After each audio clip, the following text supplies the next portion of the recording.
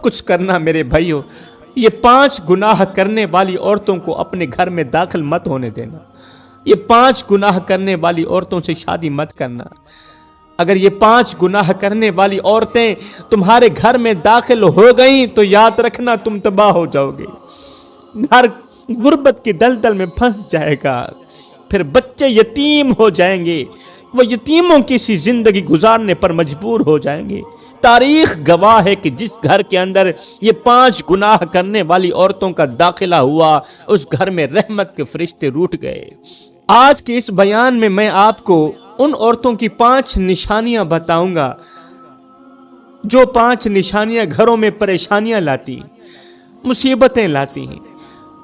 اور گھر کو بے برکتی کی دلدل میں پھنسا کے رکھ دیتی۔ میں آپ کو عورتوں کی وہ 5 علامتیں بتاؤں گا جن سے صاف ظاہر ہوتا ہے کہ یہ عورتیں جس گھر میں چلی جائیں وہاں دولت نہیں صرف غربت آتی ہے، وہاں سکھ نہیں آتا، وہاں صرف دکھ آتے ہیں۔ 5 نشانیاں رکھنے والی، 5 علامات رکھنے والی عورت جس گھر کے اندر داخل ہو جائے، ایسے گھروں میں بھائی بھائی کا دشمن بن جاتا ہے، وہاں ماؤں سے ان کے بچے چھین لیے جاتے ہیں، بیٹوں کو ماں کے خلاف بھڑکایا جاتا ہے۔ میرے محترم بھائیوں، ان 5 نشانیوں کو ضرور دھیان سے سنیے گا اور اپنے گھروں کی عورتوں پر غور کیجئے گا کہ کہیں ایسا تو نہیں کہ یہ نشانیاں آپ کی بیوی میں بھی تو نہیں پائی جاتی، آپ کی بہن کے اندر تو نہیں پائی جاتی۔ اگر واقعی ایسا ہے تو دیر مت کیجئے، فوراً اپنی بہنوں کو سمجھائیے، پھر اپنی بیویوں کو سمجھائیے، سیدھی راہ دکھائیے، ان کی اصلاح کیجئے، ورنہ یاد رکھنا اگر یہی نشانیاں آپ کے گھر میں موجود رہیں تو وہ وقت دور نہیں جب آپ کا ہنستا بستا گھر اجڑ جائے گا۔ او میرے محترم بھائیوں، آج کے دور میں کتنی ایسی عورتیں ہیں جو نہ صرف پڑھی لکھی ہیں بلکہ سمجھدار بھی ہیں۔ کوئی ڈاکٹر ہے، کوئی ٹیچر ہے،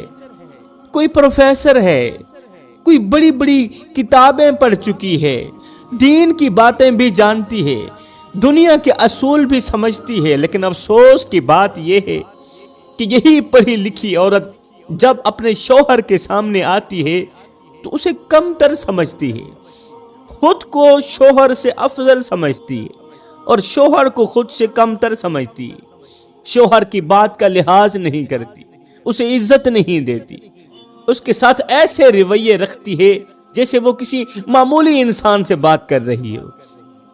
یہ وہ عورتیں ہیں جو باہر کی دنیا میں تو بہت کچھ سیکھتی ہیں، سیکھی ہوئی ہوتی ہیں باہر کی دنیا میں، مگر شوہر کی عزت اور اس کے مقام کو بھول جاتی ہیں۔ یاد رکھیں، ایسی عورتوں کے لیے علم نہیں رہتا بلکہ علم وبال بن جاتا ہے، اور ڈگریاں بربادی کا سبب بن جاتی ہیں ایسی عورتوں کے لیے، کیونکہ جب علم عمل کے بغیر ہو تو وہ روشنی نہیں اندھیرا بن جاتا ہے۔ یہی وہ رویے ہیں جو گھروں میں نفرتیں پیدا کرتے ہیں، سکون چھین لیتے ہیں اور برکت کے دروازے ہمیشہ کے لیے بند کر دیتے ہیں۔ میرے کریم نبی نے فرمایا صحابہ، معراج کی رات جب میں نے جہنم کے منظر کو دیکھا تو میں نے جہنم کے اندر سب سے زیادہ عورتوں کو دیکھا ہے، میں نے وہاں 5 طرح کی عورتوں کو سخت اور دردناک عذاب میں مبتلا دیکھا ہے۔ صحابہ کرام نے پوچھا، یا رسول اللہ بتائیے نا وہ کون سی عورتیں تھیں؟ میرے رسول کریم صلی اللہ علیہ وسلم نے فرمایا، میں نے پہلی عورت کو اس حال میں دیکھا ہے کہ وہ اپنے بالوں کے ساتھ لٹکی ہوئی تھی،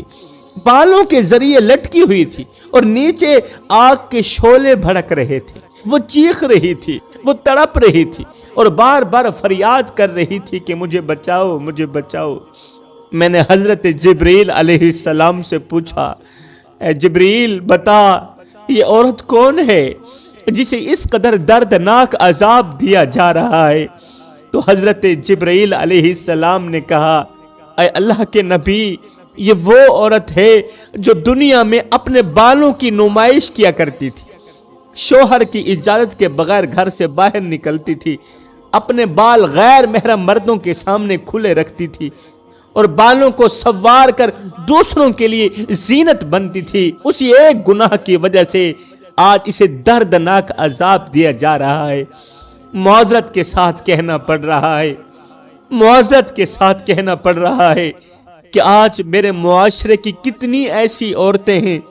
جو اپنے بال صرف اس لیے سنوارتی ہیں کہ کوئی غیر محرم انہیں دیکھے تو تعریف بیان کرے۔ یہ کوئی ان پڑھ عورت نہیں ہے، وہ قرآن بھی پڑھ چکی ہے، وہ حدیثیں بھی جانتی ہے، مگر پھر بھی جب آئینے کے سامنے کھڑی ہوتی ہے تو اس کا مقصد خود کو شوہر کے لیے سنوارنا نہیں ہوتا، بلکہ کسی غیر کی آنکھوں میں اچھا لگنے کا خواب ہوتا ہے۔ کیا یہی عورت ہے جسے شرم و حیا کا تاج دیا گیا تھا؟ کیا یہی وہ بیٹی ہے جس کے بارے میں میرے رسول کریم نے فرمایا کہ جو بیٹیوں کی عزت کرے وہ جنت کا حقدار ہے؟ اور پھر عورت یہ بھی کہتی ہے کہ دنیا گندی ہے، دنیا پر الزام لگاتی ہے آج کی عورت، نوجوانوں پر الزام لگاتی ہے آج کی عورت کہ نوجوان عورتوں کو بری نظر سے دیکھتے ہیں۔ نہیں میری بہن، دنیا گندی نہیں ہے، دنیا گندی نہیں ہے، دنیا آج بھی ویسی ہے جس طرح 14 صدیاں پہلے تھی۔ تو نے اپنے ہی لباس سے، اپنے ہی انداز سے دنیا کو گندا کیا ہے، اپنی نیت سے اپنے ایمان کو کمزور کیا ہے۔ تمہیں زیب نہیں دیتا کہ تم اپنے جسم کے حصے ایسے لوگوں کو دکھاؤ جنہیں دیکھنے کی اجازت اللہ نے دی ہی نہیں ہے۔ میرے رسول کریم نے اب دوسری عورت کا حال بیان کرتے ہوئے ارشاد فرمایا کہ جب میں نے جہنم کے اندر جھانک کر کے دیکھا تو میری نظر ایک ایسی عورت پر جا پڑی، ایک ایسی عورت پر جا پڑی جو اپنی زبان کے ساتھ لٹکی ہوئی تھی۔ اس کی زبان اس قدر لمبی ہو چکی تھی کہ وہ اپنی زبان کے ذریعے لٹکی ہوئی تھی، اور اس کی زبان سے آگ کے شعلے نکل رہے تھے، وہ تڑپ رہی تھی، وہ چیخ رہی تھی اور درد سے ایسی پکار رہی تھی جیسے کوئی بے بسی کی آخری حد پر پہنچ جائے۔ میرے نبی نے فرمایا جب میں نے حضرت جبرائیل علیہ السلام سے اس عورت کے اس دردناک رونے کی وجہ پوچھی، اس دردناک عذاب کی وجہ پوچھی، تو حضرت جبرائیل علیہ السلام نے عرض کی اے اللہ کے نبی، یہ آپ کی امت کی وہ عورت ہے جو دنیا میں اپنے شوہر کے سامنے تیز زبان چلاتی تھی۔ یہ وہ عورت تھی جس کے لہجے میں سختی تھی، شوہر کے احسانوں کو بھول جاتی تھی، اسی زبان سے شوہر کی ناشکری کرتی تھی، اور ذرا سی بات پر ایسے جملے بولتی تھی جو دل کو چھلنی کر دیتے تھے۔ یہ عورت صرف شوہر ہی کا دل نہیں دکھاتی تھی بلکہ اپنے ماں باپ کو بھی رلاتی تھی، رشتہ داروں کو بھی ستاتی تھی، اور اسی عمل کے سبب گھروں میں نفرتیں پھیلتی تھیں۔ یاد رکھو میری اسلام کی مقدس شہزادیوں، زبان بدن کی وہ واحد چیز ہے جو بغیر ہلائے بھی زخم دے دیتی۔ ہاتھ کا زخم مہینے میں ٹھیک ہو جاتا ہے، ہاتھ کا زخم سال میں ٹھیک ہو جاتا ہے، مگر زبان کا زخم برسوں تک یاد رہتا ہے۔ ایک عورت کا نرم لہجہ ٹوٹے ہوئے دلوں کو جوڑ دیتا ہے، مگر یہی زبان اگر سخت ہو جائے، یہی لہجہ اگر سخت ہو جائے تو ہنستے بستے گھروں کو اجاڑ دیتا ہے۔ معذرت کے ساتھ کہنا پڑ رہا ہے کہ آج میرے معاشرے میں کتنی ایسی عورتیں ہیں، کتنے مرد ہیں، کتنے لوگ ہیں جنہوں نے دوسروں کا جینا حرام کر رکھا ہے۔ چھوٹی چھوٹی باتوں پر غصہ آ جاتا ہے اور برداشت تو جیسے ہمارے دلوں سے ختم ہو چکی ہو۔ ذرا سی بات اگر دل کو چھو جائے تو لوگ خود کو خدا سمجھ بیٹھتے ہیں، ذرا سی بات اگر دل کو اچھی نہ لگے تو لڑائی پر اتر آتے ہیں۔ ہر شخص دوسروں کو کچلنے کے لیے تیار بیٹھا ہے، اور دل اتنے سخت ہو چکے ہیں کہ معافی کا جذبہ بھی مر چکا ہے، دل اتنے پتھر بن چکے ہیں، برداشت کی طاقت بھی مر چکی ہے۔ بات چھوٹی ہوتی ہے مگر انا بڑی ہوتی ہے، اختلاف معمولی ہوتا ہے مگر ان کو اتنا بڑھا دیا جاتا ہے کہ وہ نفرتوں کی شکل اختیار کر جاتے ہیں۔ اور وہ نفرتیں غصے کی آگ میں بدل جاتی ہیں، اور غصہ جب سر پر سوار ہو جائے، غصہ جب سر پر حاوی ہو جائے تو پھر نہ رشتہ نظر آتا ہے، نہ محبت نظر آتی ہے، اور نہ ہی تو اپنے چھوٹے چھوٹے بچے نظر آتے ہیں۔ چھوٹے چھوٹے معصوم بچے روتے رہ جاتے ہیں، گھر کی دیواریں چیختی ہیں، پردے سسکیاں لینے لگ جاتے ہیں، اور چھوٹی چھوٹی بچیاں باپ کے قدموں میں ہاتھ جوڑ کر روتی نظر آتی ہیں۔ چھوٹی سی بیٹی اپنے ننھے ہاتھ باپ کے پیروں پر رکھتی ہے، روتی ہوئی آنکھوں سے توتلے زبان میں کہتی ہے، ابو میری ماں کو طلاق مت دو، اپنے غصے پر کنٹرول کرو، کنٹرول رکھو، میری ماں کو طلاق مت دو، اگر ماں چلی گئی تو ہم کہاں جائیں گے؟ ہم نے تو سنا ہے کہ جن کی مائیں چلی جاتی ہیں نا، ان کے بچے یتیموں کی سی زندگی گزارتے ہیں،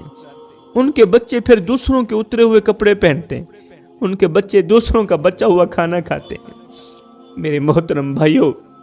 یہ کہانی صرف ایک گھر کی نہیں، یہ چیخ ہر گلی کی ہے، یہ کہانی ہر گلی کی ہے۔ میاں بیوی کے درمیان ایک معمولی سی بات تھی، اگر وہ دونوں صبر کر لیتے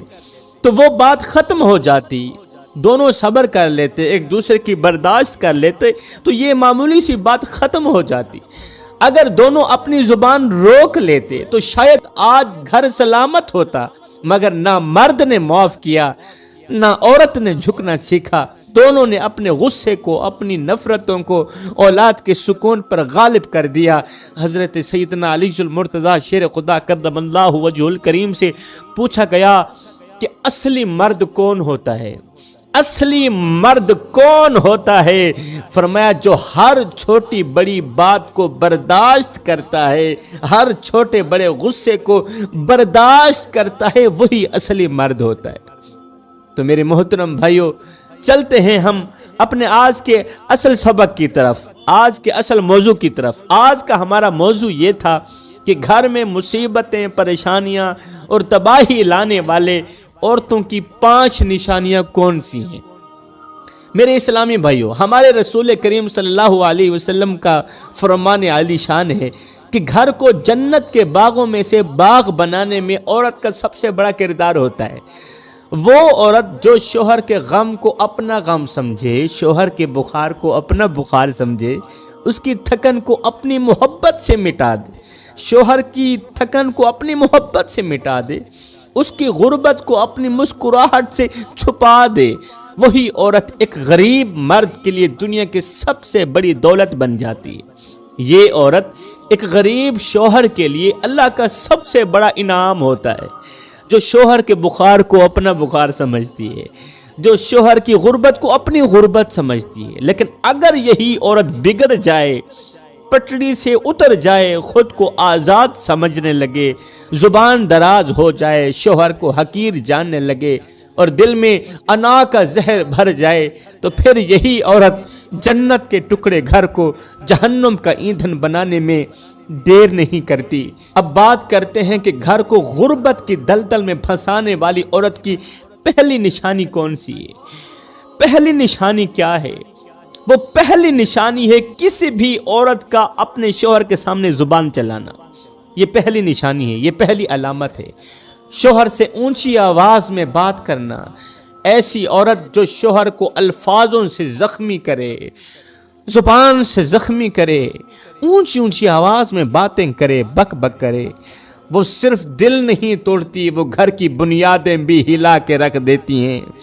لہٰذا ایسی عورت سے شادی مت کرنا، یہ سیدنا علی المرتضیٰ شیر خدا کا فرمان ہے۔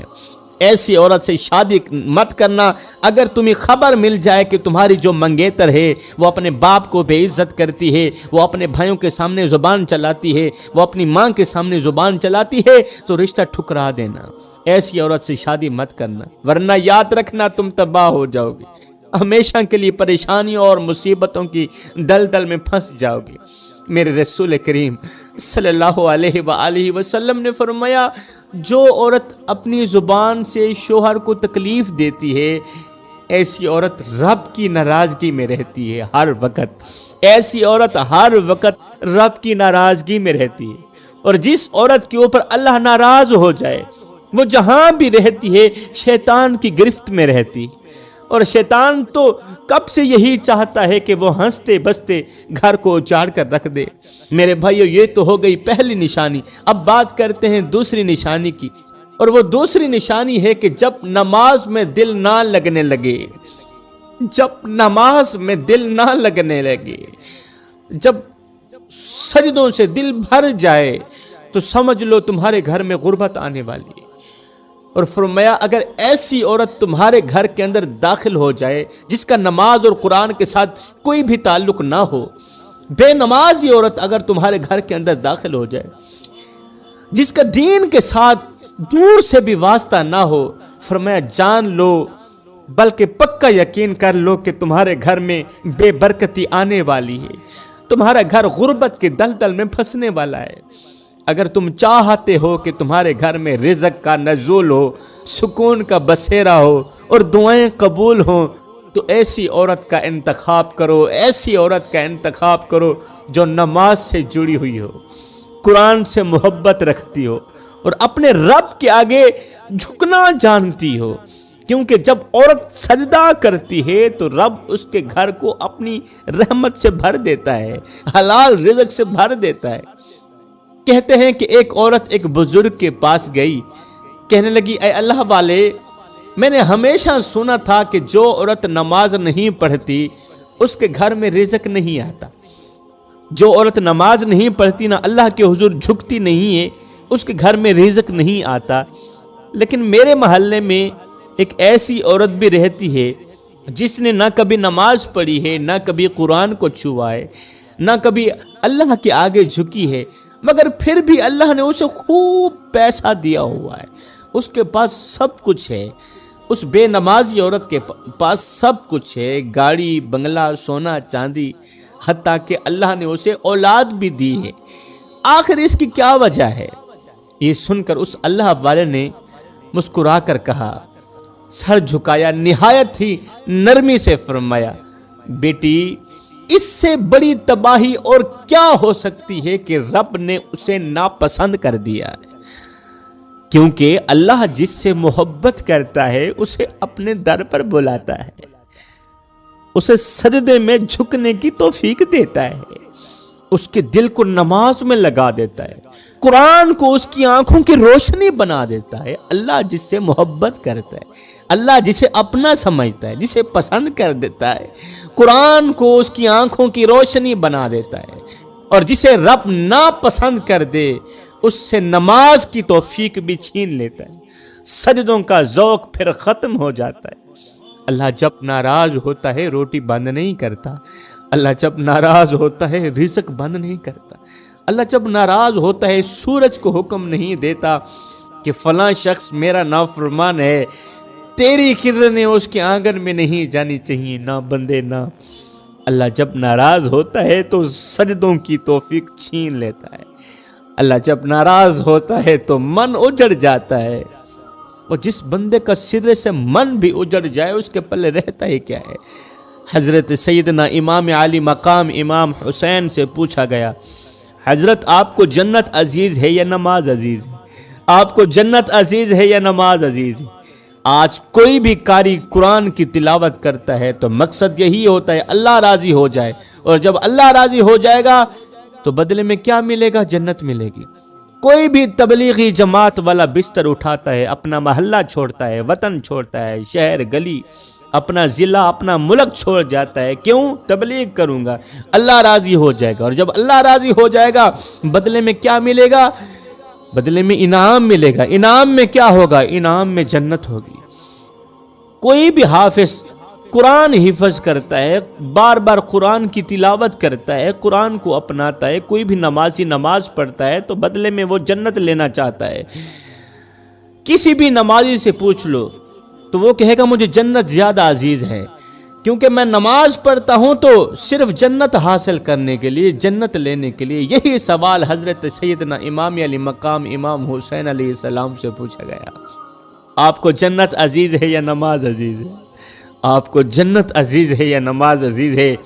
امام علی مقام امام حسین رضی اللہ تعالی عنہ نے فرمایا مجھے جنت سے کہیں زیادہ نماز عزیز ہے، مجھے جنت سے کہیں زیادہ نماز عزیز ہے، اس لیے کہ جنت میری رضا ہے اور نماز تو میرے سونے رب کی رضا ہے۔ میں اپنی رضا کو اپنے رب کی رضا پہ قربان کر دیتا ہوں۔ کتنا بڑا پیارا لہجہ ہے میرے رب کے اس فرمان کے اندر۔ میرا اللہ فرماتا ہے میرے بندے تو لوگوں کے لیے تو وقت نکالتا ہے، کبھی کبھار میں رب کے لیے بھی